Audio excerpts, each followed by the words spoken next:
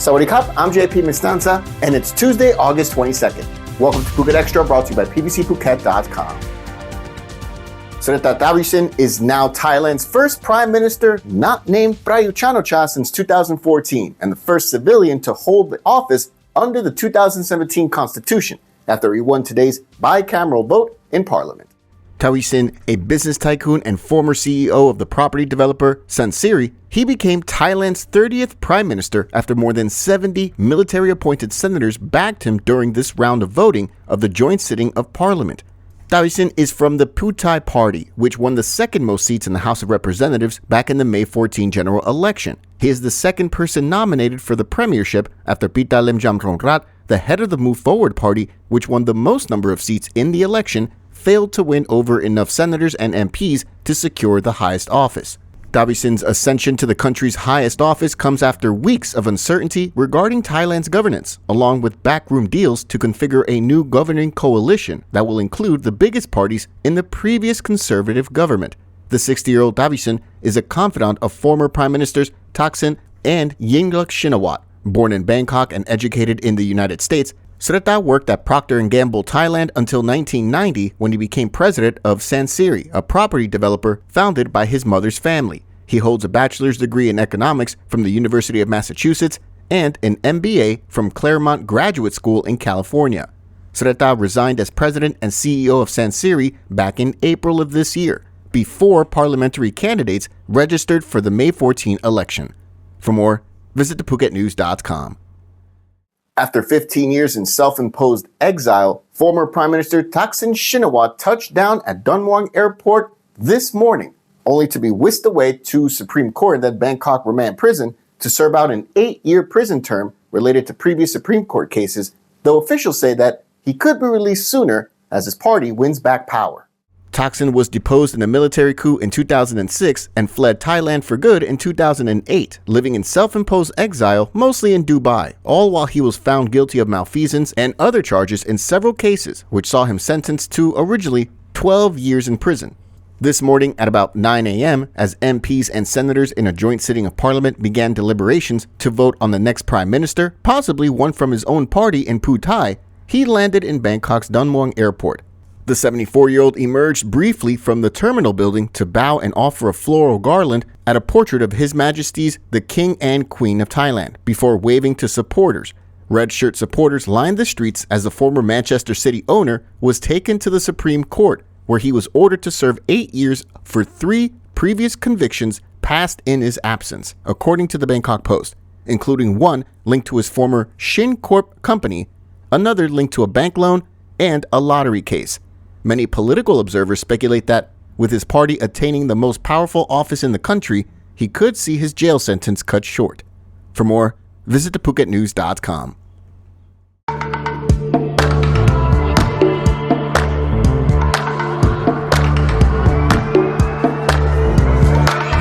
I was sure that it'll be easier to clear you from my mind. I wish you fall out from the window, take a bad trip to the ground. See pressure just before you break a bone.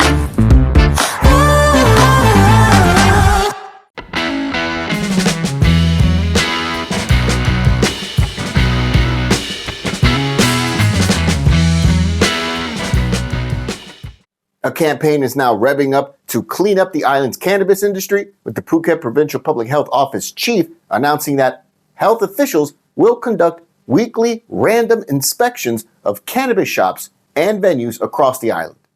Dr. Kusako Kiatinkun, the head of the PPHO, says that the island currently has 1,451 licensed sellers of marijuana, the vast majority of which are in the Katu and Muang districts of Phuket, which comprises largely of the south, central, and portions of the west coast of the island.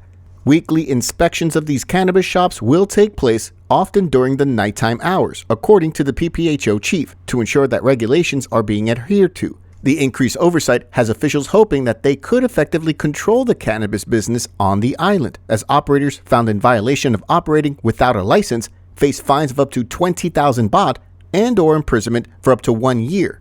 So far, officials say they found 13 shops selling marijuana without permission, most in Katu district, and licensed shops that disobey official orders face a 30-day license suspension or revocation if violations continue.